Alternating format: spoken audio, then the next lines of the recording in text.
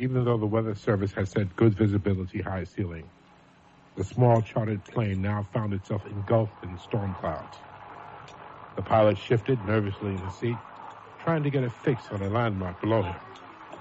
But the passengers didn't really notice the threatening clouds. They were too busy enjoying this, the first leg of their college homecoming celebration. They were the newlyweds, Barney and Dorothy Lindstrom, class of 75, who were going back to revisit the site of their engagement. There was E.G. Randolph, class of 38, recently rehired as a teacher by his alma mater. Jean McManus was handing a flask of martinis to her husband, Gordon, and looking forward to her first return to college as a national TV personality.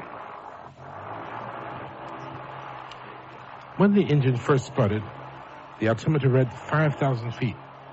The plane started dropping fast, but the revelers were so busy they didn't notice their descent. Not until the aircraft broke through the clouds and began plummeting toward the earth at a tremendous speed. There were no screams, no shouts. The engines were mute. An eerie, dream-like silence filled the cabin. The pilot rattled the controls, but the ground rose up, and suddenly the air was filled with a single scream.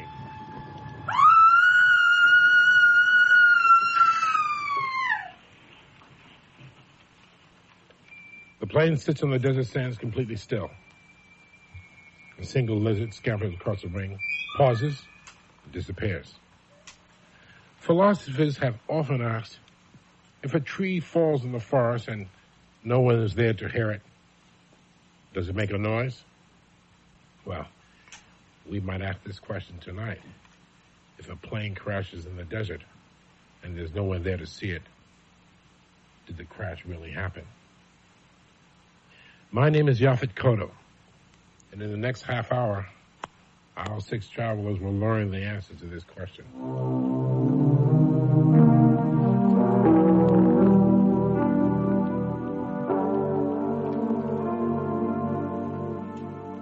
Tonight, live from the Magic Castle in Hollywood, a Halloween story. Starring John Carradine, John Clark, John Houseman, Casey Kasem, Gene Kasem, June Lockhart, Gary Owens, Lynn Redgrave, and our host, Yaphet Kotto.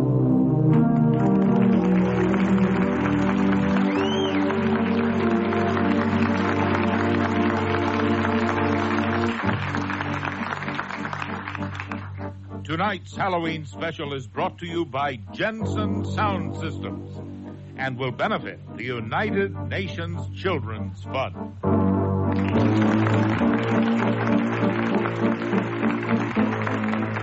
Good evening. This is Marvin Miller.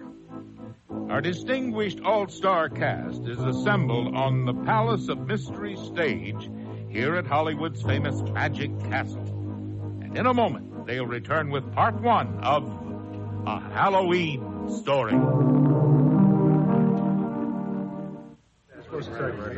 We're here at a Jensen car audio dealer getting ready to see and hear the grand prize in the Jensen Travel First Class Sound Sweepstakes. There it is, an incomparable Porsche 928 equipped with Jensen Sound. Well, sir, yeah, how do you like it? Beautiful. Sounds just beautiful. But the Porsche. Young man, yeah? How would you like to win a Porsche? Gee, it sure sounds like a Jensen. It's a Porsche. We're talking about a $38,000 machine here. For sound like that, it doesn't surprise me. Yes, and you could win one of over 1,000 other great prizes, including Jensen home speakers, car audio systems, disc washer record care systems, and more. Complete details are at your participating Jensen dealer. No purchase is necessary. The Jensen Travel First Class Sound Sweepstakes is limited to licensed drivers 18 and older and is void where prohibited. Entries must be in by November 30th, so hurry. Win a terrific Jensen car sound system and a Porsche 928 to go with it. Hey, turn that Jensen off. Aside from the crisp, clear days and joys of family and friends, autumn is a time for reflection, an opportunity to put accomplishments in perspective and establish goals for the future. For UNICEF, the United Nations Children's Fund, this means a hard look at what it's like to be a child in today's world. Unfortunately, life continues to be a struggle for millions of boys and girls. In some areas of the developing world, a child has only a 50-50 chance of surviving adolescence. Millions of babies die each year from measles, whooping cough, and diseases related to impure water. Malnutrition affects more than half of all the children in developing nations. Yet each of these conditions can be improved or prevented. UNICEF knows how and works in over 100 countries to bring health care, better nutrition, clean water, and basic education to the children who need it most. UNICEF has been working for children in need for 35 years, and 3 million volunteers in the United States are helping to make it all possible. This has been a public service announcement on behalf of UNICEF. The desert at dusk. The full moon is out early this evening. Not surprising. After all, it's All Hallows Eve.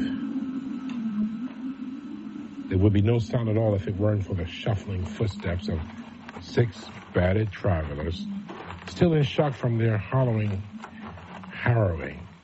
experience. They've been walking now for several hours, and shock has turned to worry. If at this moment you ask any one of them if this were real or grotesque nightmare, not one of them could answer you.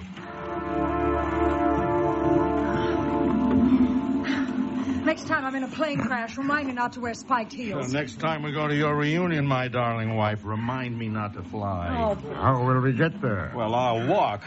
Mr. Randolph, after this hike, we'll all be in shape. How much longer are we going to walk anyway? I guess you hotshot TV stars do a lot of sitting. Not any more than you hotshot pilots do, but maybe that's your problem. How long have you been flying? Look, if you want to stop, stop. Will the rest of you stop with me? They're crazy, they will.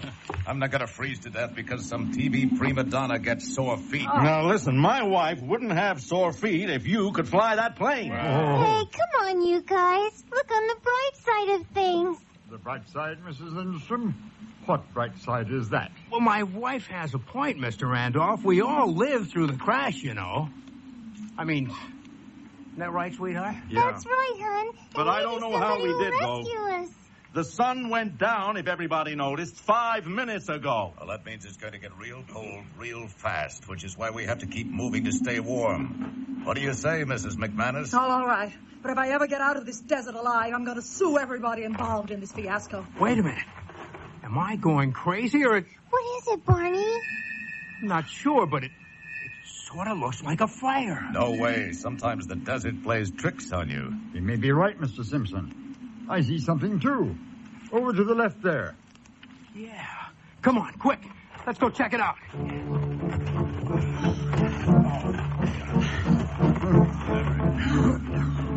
Oh, my God, there is a fire. And a person.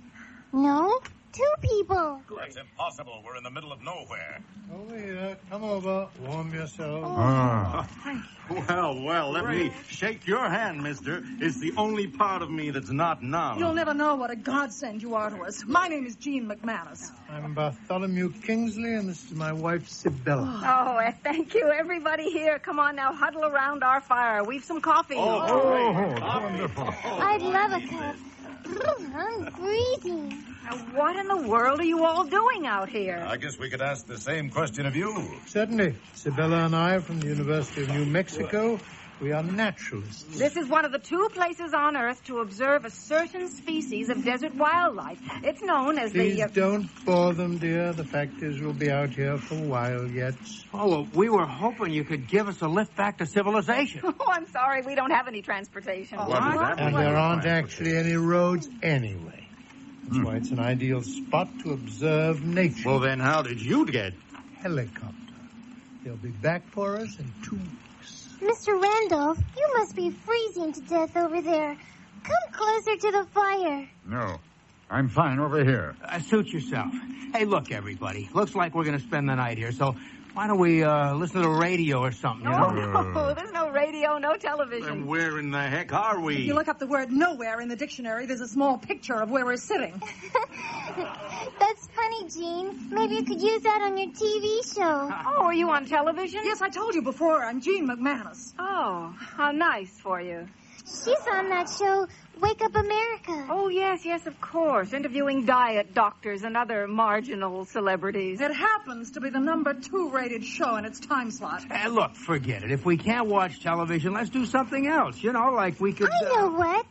Let's sing our college fight songs. Oh, please, spare us all. Hey, wait a minute. We could play a game. How about charades, huh? No. Mr. Lindstrom, your imagination astounds me. Well, maybe you could come up with a better suggestion? Okay, how about get me out of here? Yes, I second that motion. Hey, wait a minute.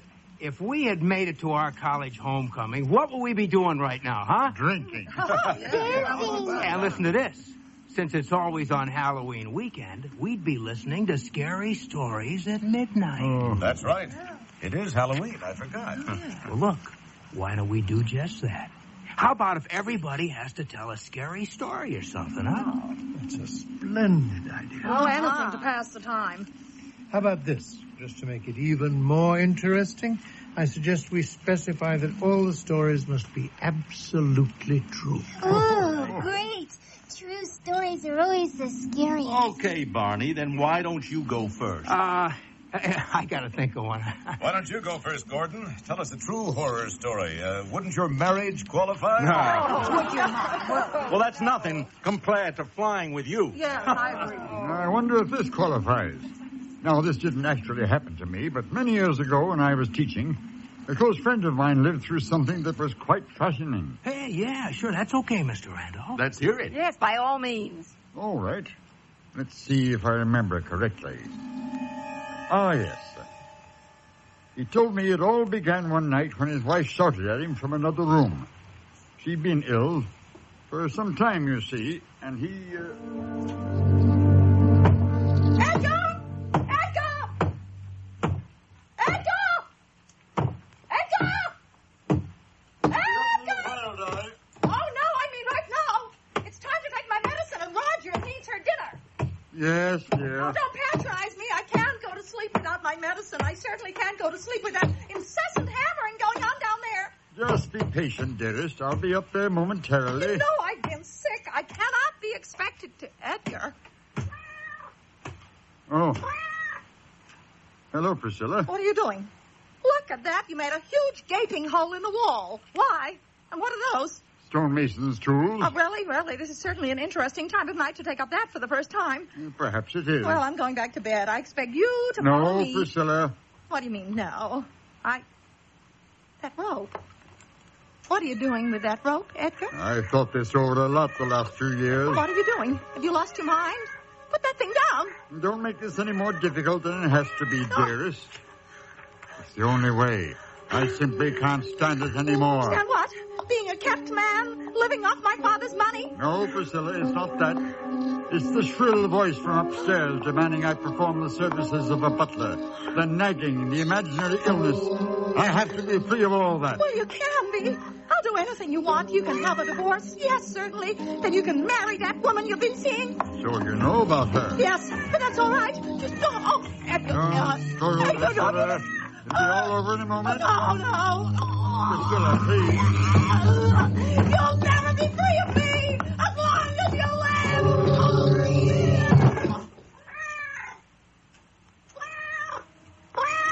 Roger the cat saw everything with her yellow eyes.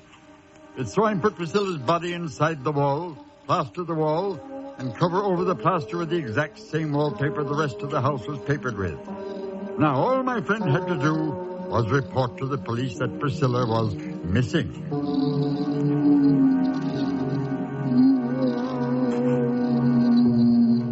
What was that? Could it be his imagination? Or was she still... No, it couldn't be. He put his ear next to the wall. What he heard made icy perspiration ooze out of every pore of his body. He knew she was dead, but he was absolutely sure of it, and yet that sound, that voice from another world. Who could it be at that hour? He stood in the doorway, frozen with fear. Yes? It's the police, sir. Would you open the door? Why, what's the problem? Would you open the door, sir? Sir? All right, hold on. What is it, officer? We had some complaints from your neighbors. Oh, I was shouting for my wife. She seems to have disappeared from the house. What? Well, she's been very ill for the last few months, and occasionally she'd talk about taking her life. I returned to the house a few minutes ago, and she was gone. What does she look like, sir? Well, she's in her late 30s, dark hair, a little on the dowdy side. Jerry, drive the patrol car around. Look for a dark-haired woman. She may be ill. And, wait a minute. What's that? What? It's a woman crying or moaning. It's coming from the room in there. I don't hear it. What are you trying... Get out of my way, sir.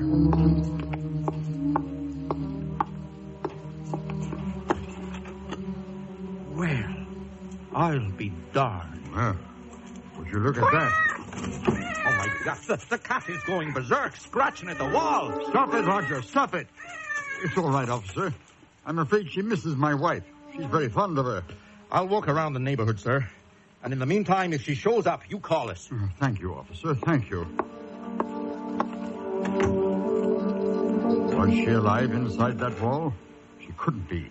And yet that constant crying. He sat up in the rocking chair listening to it. All the long night till daybreak. And then it stopped. Silence. This was wonderful. What? Where am I? Oh, I'll be there in a second.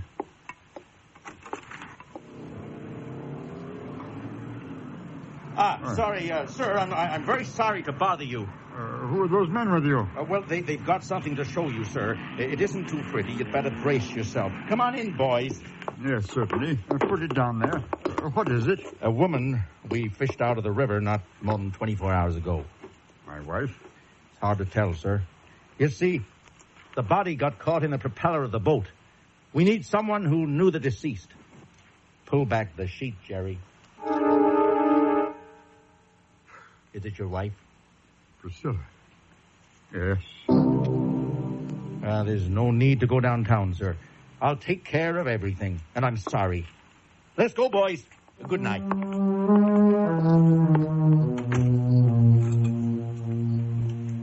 He knew he could never chance leaving that house, not for a second. He never did. He'd just sit there in his rocking chair listening.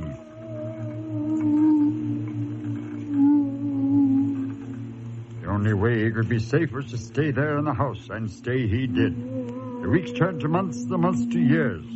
Trapped, imprisoned, he who risked everything for freedom.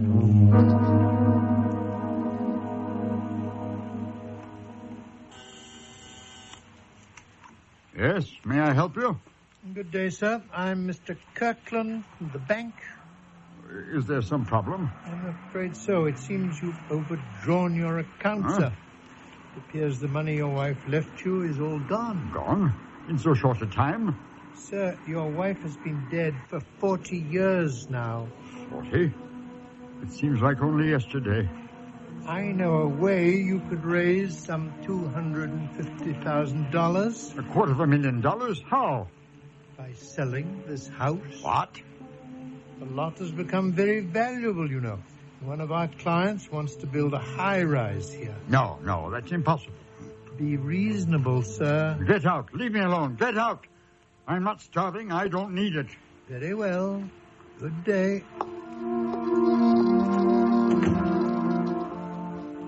But he was starving. He hadn't eaten in 4 days. That night, when the wailing returned again, he made a decision.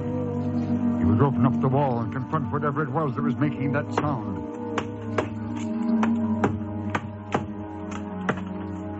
And that's what he did. It only took a few minutes, and finally, when there was an opening large enough for him to peer into, he saw the decayed corpse of a woman dead 40 years. As he stared at the pile of cloth and rotted flesh, that horrible wailing that had pervaded his life for so long continued. But how? Why? Then he saw it. The source of the sound that had made him a prisoner of his own home. There it was, just above and to the right of the body. a tiny hole he'd made when he first broke through the wall. And it was the sound of the wind rushing through it that actually made the unearthly sound he'd been hearing all this time. He reached in and placed his finger over the tiny opening in the wall.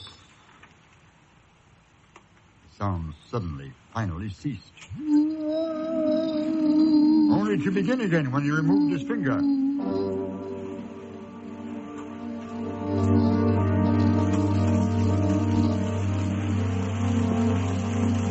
It only took a few seconds to turn the house into a raging inferno of flames. He wanted to stay to perish with the house.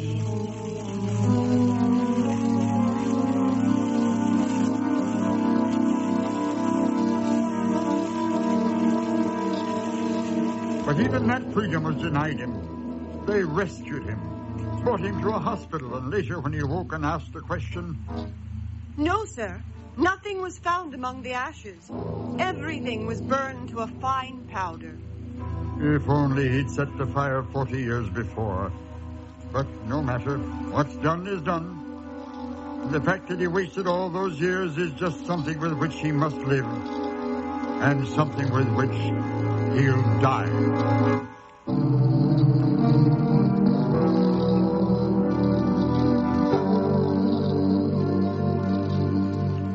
It was shortly before midnight when Edgar Randolph uttered the last words of his story. Within inches of the now flickering lamp fire, desperately drawing on its waning warmth, they were silent.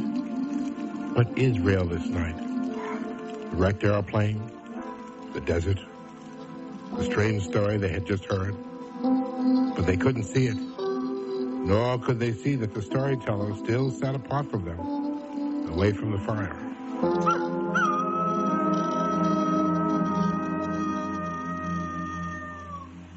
You're listening to A Halloween Story, starring John Carradine, John Clark, John Houseman, Casey Kasem, Gene Kasem, June Lockhart, Gary Owens, Lynn Redgrave, and our host, Yaphet Kotto.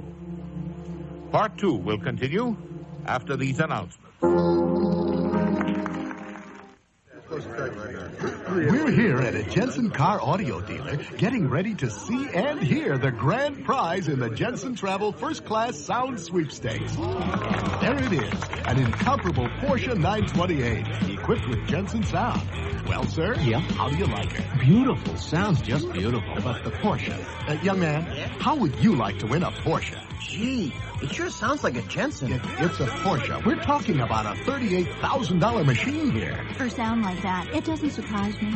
Yes, and you could win one of over 1,000 other great prizes, including Jensen home speakers, car audio systems, disc washer record care systems, and more. Complete details are at your participating Jensen dealer. No purchase is necessary. The Jensen Travel First Class Sound Sweepstakes is limited to licensed drivers 18 and older and is void where prohibited. Entries must be in by November 30th, so hurry. Win a terrific Jensen car sound system and a Porsche 928 to go with it. Hey, turn that Jensen off. Aside from the crisp, clear days and joys of family and friends, autumn is a time for reflection, an opportunity to put accomplishments in perspective and establish goals for the future. For UNICEF, the United Nations Children's Fund, this means a hard look at what it's like to be a child in today's world.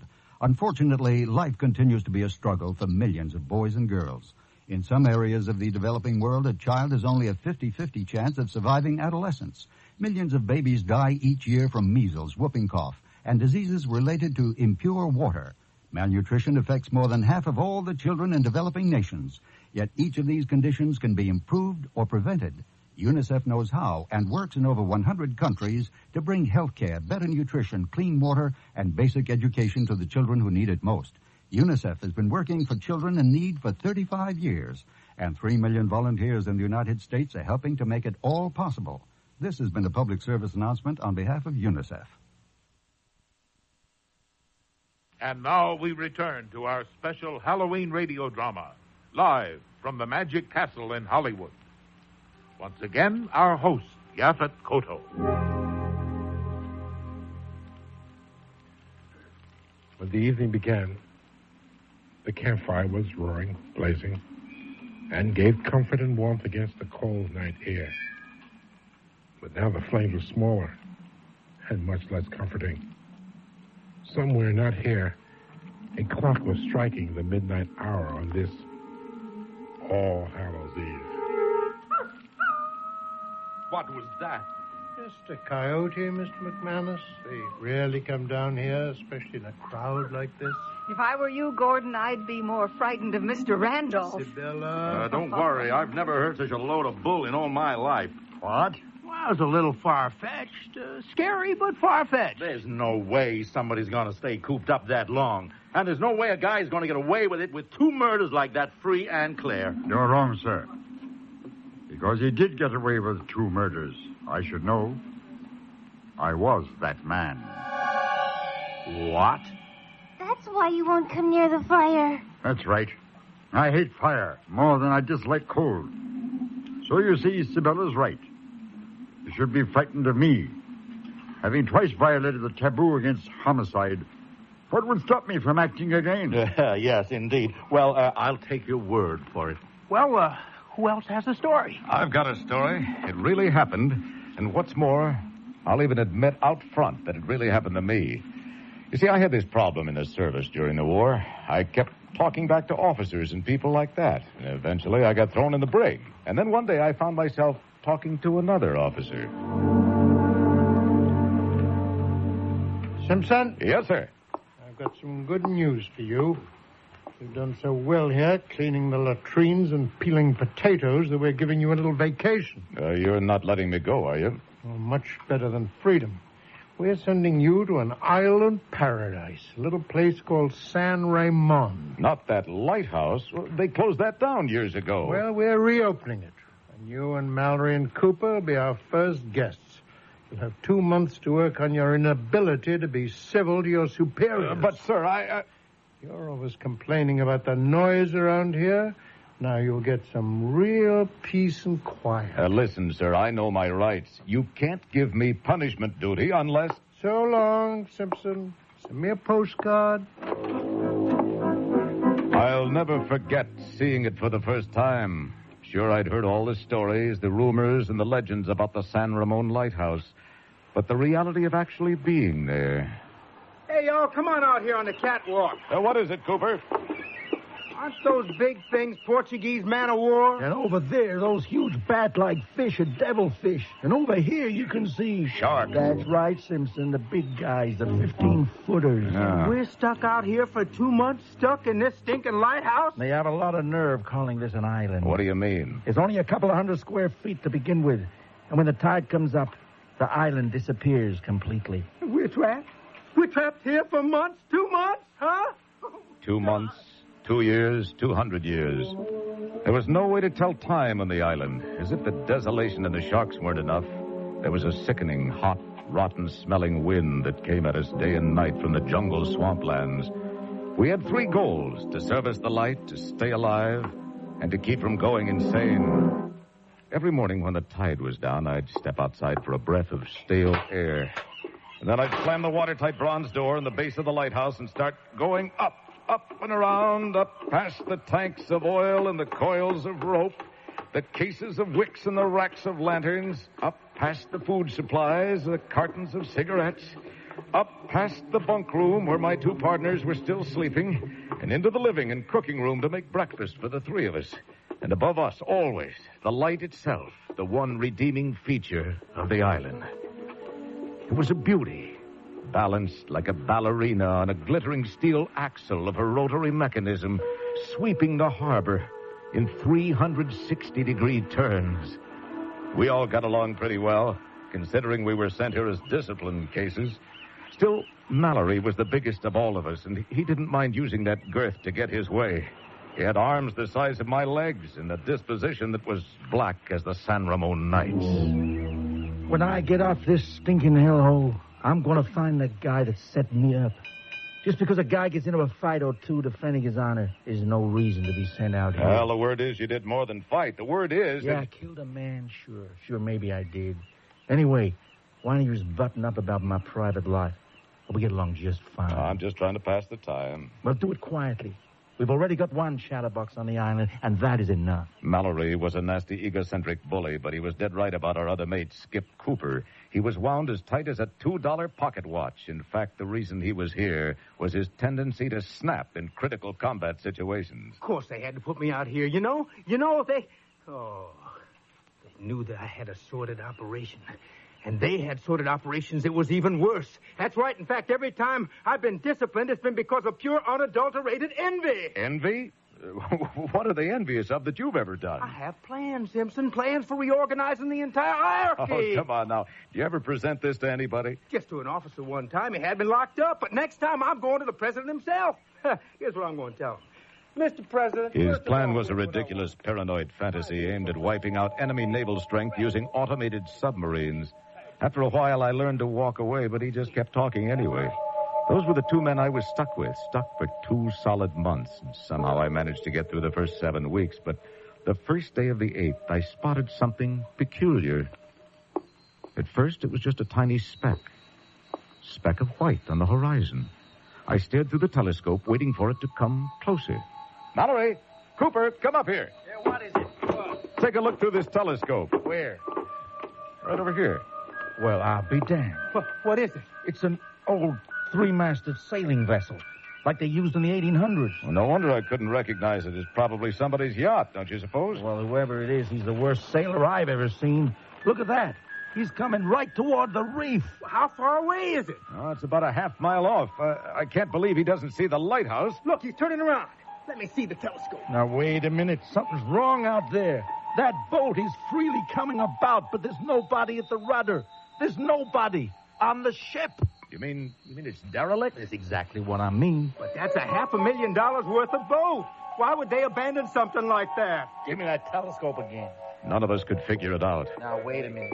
Hold on. All that night, we stayed up and watched the 3-masted craft being tossed about on the waves. Not moving closer, not moving farther out. Just endlessly turning under the sweep of the uncaring, one-eyed god above us. It wasn't until dawn that the ship started toward the rocks again. Cooper, put out the light. Now the sun is up, and maybe we can see if anyone's on board. Oh, my God. What's the matter? What is it? Here, look for yourself. I put my eye to the glass. My breath froze in my throat. The deck of the ship was moving. There was a thick brown carpet undulating up and down like a hyperactive fungus. Only it wasn't a fungus. I turned the scope on the masts, the bow, the life preservers. No matter where I looked, there were hundreds, thousands, millions. Who knows how many?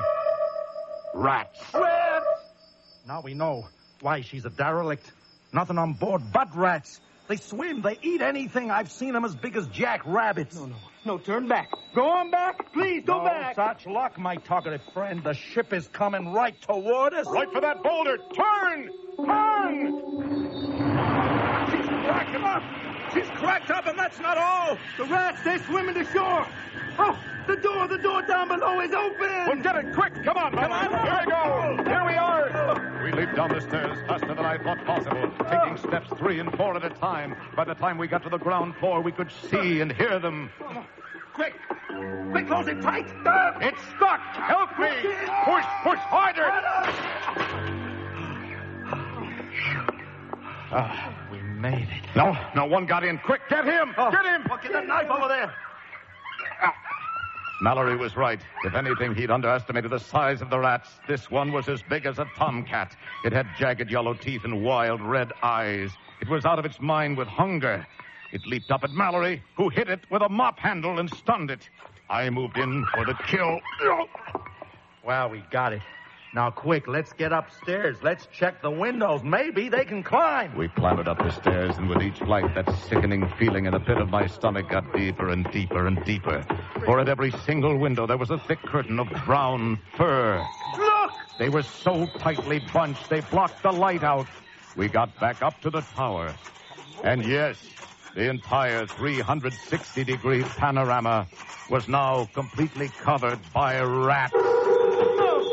No, make them go away. Make him go away. Get up, chicken. This ain't no time for whimpering. Leave him be. There's nothing we can do now. The air was thick, fetid with the smell of them. The only light we were getting was a dark brown haze. The light of the sun filtered through their thousands of bodies which clung to the glass like hideous brown barnacles on a ship's bottom. They're noisy little fellas, aren't they? Yeah, they were noisy. They screamed and howled and threw themselves against the glass. We sat there in a stupor of despair, waiting for who knows what. Cooper was getting very near his breaking point. Go away.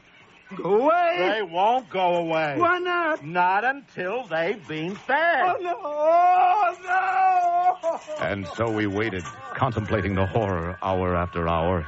And something funny happened. I guess you can only take so much because pretty soon we got used to it. It became fascinating to watch the rats. Hey, they can't understand the glass, you know? No matter how hard they try, they just can't figure out why they can't get through this invisible shield and get to us. Tide's coming up. No big deal. It is to those rats down there. There must be 10,000 of them on the rock. And every one of them can swim for hours. No, you can't drown a ship's rat. Never. We lay there numb, bathed in a soft filtered red light. Sunset through the rats. Let's go below, Cooper. Simpson, you take first watch. Why should I go below? There's nothing there. There's no way out. It's all part of a plan. They sent that ship to make it look like an accident. I never go. Okay, help me with his feet, would you? I'll see you in 8 hours. It was dark now, so I started the light. It drove the rats crazy. They'd hiss and whine and twitch when it swept by. It blinded them, and their eyes flamed red as it passed over their huddled bodies. That was scary, but not as scary as what I saw on the dark side of the lighthouse. Eyes. Thousands of points of blank red eyes staring in at me, twinkling like the stars of hell. I didn't want to turn my back on them, any of them, but you can't help it when you're stationed in a round glass room. The next morning, Cooper must have thought that Mallory and I had lost our minds. We were playing with the rats. That's right, playing with them. What are you doing? We would get as close as we could to the glass and make faces at the rats, stick our tongues out at them, and they'd scratch and claw to get at us.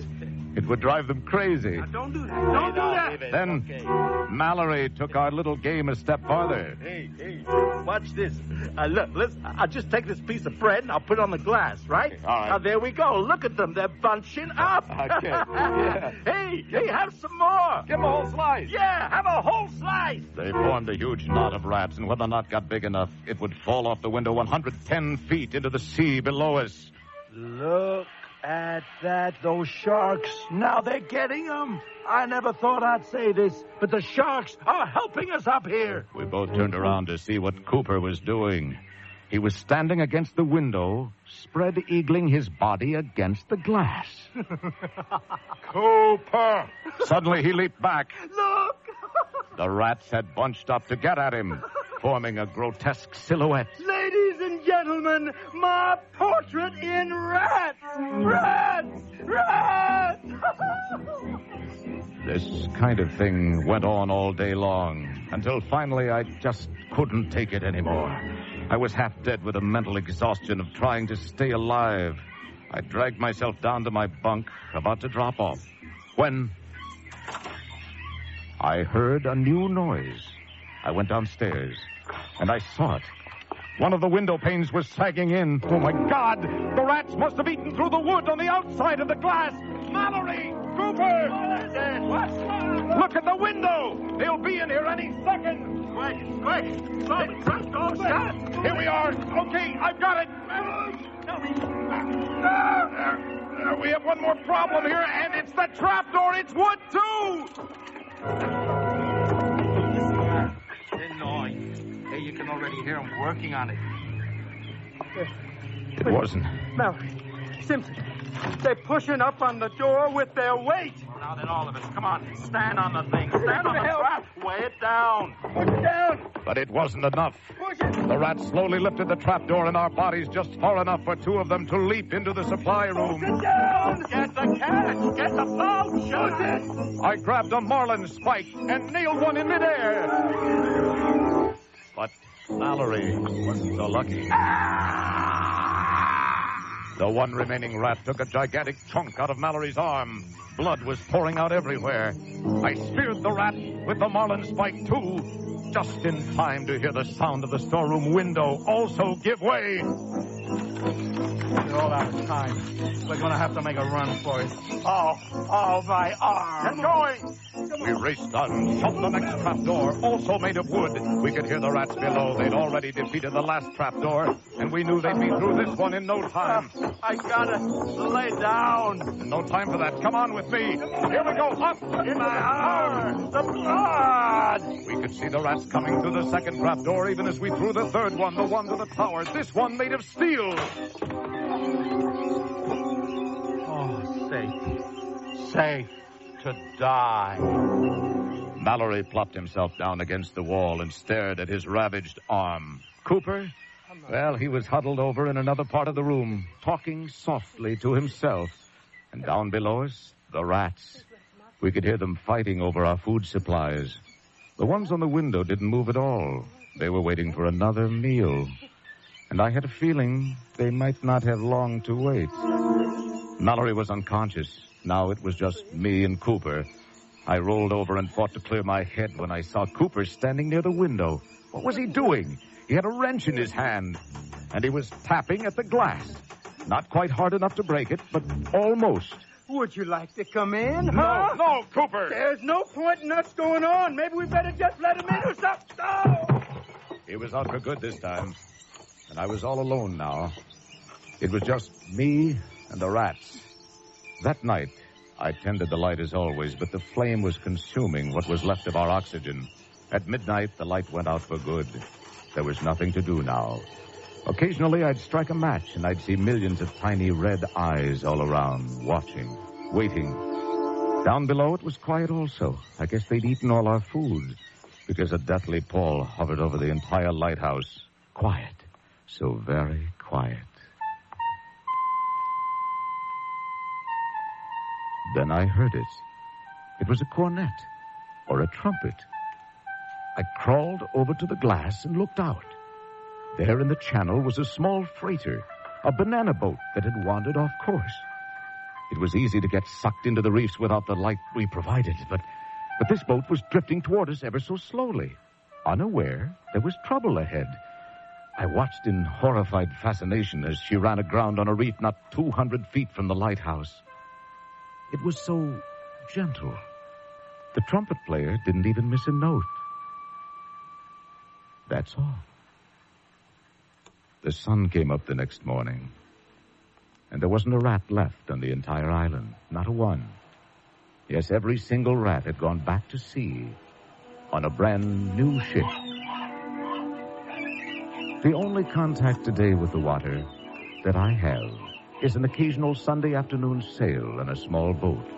And often I'll see a small freighter go by, and even now I'll get a chill up my spine, because I know that somewhere out there is a ship with no crew. At least, no human crew.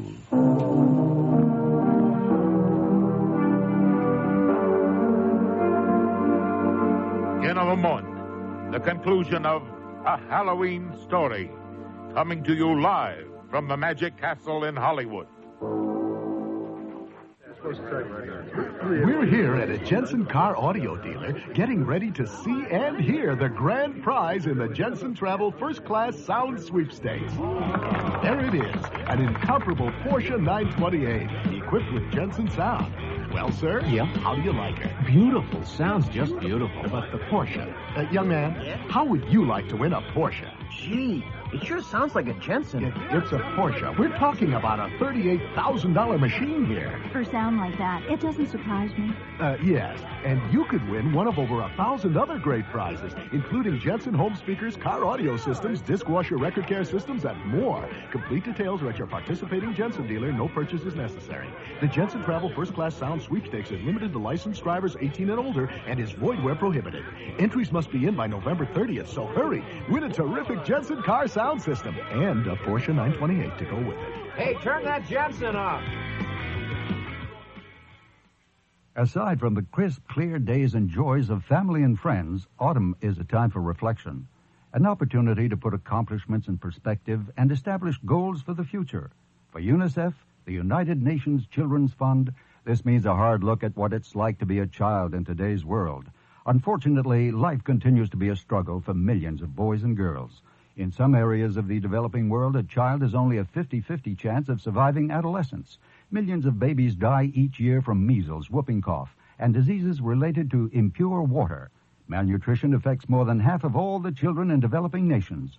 Yet each of these conditions can be improved or prevented. UNICEF knows how and works in over 100 countries to bring health care, better nutrition, clean water, and basic education to the children who need it most.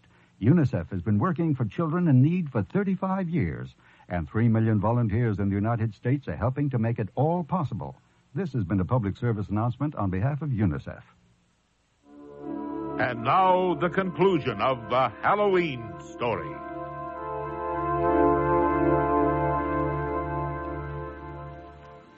Now the desert fire is almost gone. But for the freezing men and women still huddled around the smoldering embers, much of the reality of this night seems to have vanished also. Now there's only darkness. Now there's only time for reflection. That was a great yarn, Simpson. So how about something that happened to you, Barney? Wait a minute. Now, we're being very poor guests. I'd say it's time for our host to spin a yarn for us. Yeah, how about something that really happened to you folks? Well, all right. How about that incident in the jungle, dear? Oh, with the tiger? Yes, of course. That's a good one. And it happened to both of us. Well, we were in the jungles of India doing research for a book on types of jungle wildlife. And when we arrived, the guide warned us never to walk near the jungle without a rifle, even just for a short walk. We observed that rule faithfully, except for that fateful morning we found ourselves being followed by a full-sized, man-eating Bengal tiger. Holy cow, did you start running or what? Oh, heavens, no. You see, the tiger was merely stalking us.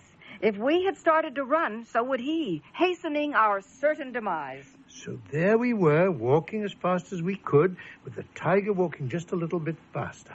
And then I saw this small stone cave to our immediate left. We knew by entering it that we were cutting off our escape route, but maybe the cave had someplace to hide out. Right, darling? Yes, or perhaps it came out on the other side of the hill. So you're in the cave. What does the tiger do? He followed right along, still gaining on us slightly. The cave is very dark and very musty. And there was no daylight at the other end. We were trapped completely and without a doubt. Before we knew it, the cave had narrowed down so low that we had to get on all fours, crawling as fast as we could. And by this time, we could actually smell the tiger behind us. Oh, it was a fearsome smell. I almost fainted. We crawled on our hands and knees till it narrowed down even more. And then we crawled on our stomachs. And we were sliding on the slick green moss covering the smooth stone. And the tiger is still behind you? Oh, he was gaining on us all the time. We hadn't crawled very far when our worst fears were realized. Yep, the end of the cave. Well, this is the hardest story yet. How'd you get out of this one anyway? Get out of it? Whatever do you mean? We were eaten right there on the spot. What? Come again? Well, actually, Isabella, that's not quite true. He did drag your body back to his lair and munch on it for a while. Oh, yes, of course. You're absolutely right. Forgive me, dear. How silly of me. Hold on Right, just a second. Slow down now. If that's true, then you wouldn't be here, right? Unless you're, dead or something. I guess it's time to tell them, dear. Go ahead. Bartholomew and I are very pleased to welcome you all. Of course. The plane crash. What do you mean? Then it was no coincidence, our finding you here? Of course not. You see, we were sent here to welcome you to your final home. Home? Hey, what do you mean? Where? I mean here, Mr. Lindstrom. Would you care Here. for a little more coffee?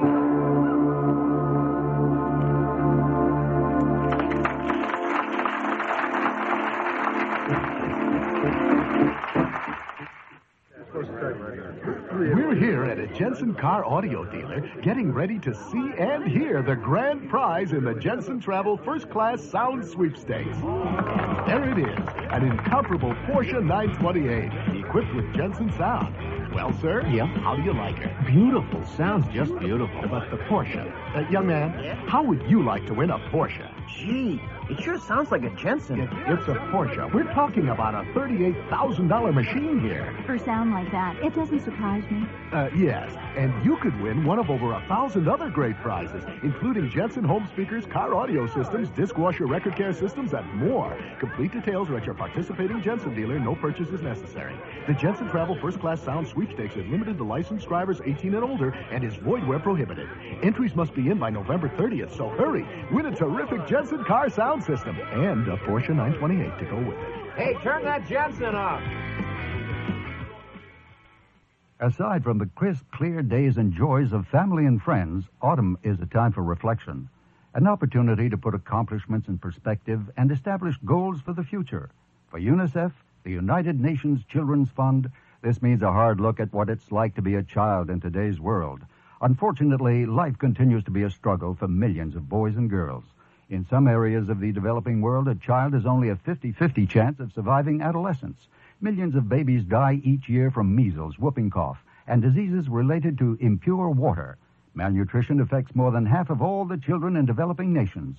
Yet each of these conditions can be improved or prevented. UNICEF knows how and works in over 100 countries to bring health care, better nutrition, clean water, and basic education to the children who need it most. UNICEF has been working for children in need for 35 years, and 3 million volunteers in the United States are helping to make it all possible. This has been a public service announcement on behalf of UNICEF. Tonight's special live Halloween drama from the Magic Castle in Hollywood was made possible by Jensen Sound Systems. The NBC Radio Network is proud to announce that all commercial proceeds from tonight's program, along with the performances of our all-star cast, staff, and production crew, have been provided to benefit the United Nations Children's Fund. A Halloween Story was written by Richard Proctor and starred John Carradine, John Clark, John Houseman, Casey Kasem, Gene Kasem, Marvin Miller, June Lockhart, Gary Owens, Lynn Redgrave, and your host, Yaphet Kotto. Music for this live drama was scored and played by Ray Colcord. Sound effects by Bill Brownell and Bob Mott. Network engineers Bruce Briggs and Tom Pearson. Technical director Stuart Sloak. Audio assistants Andre Groton and Norman T. Balone. The associate director for this drama was Christine Coyle. The associate producer, Gene Frost. And for NBC Radio, Maury Trumbull, director of programs. The entire production was under the direction of Richard Orkin and was produced by Jeffrey Sudikoff for the NBC Radio Network. I'm Rod Roddy, wishing you all a happy Halloween.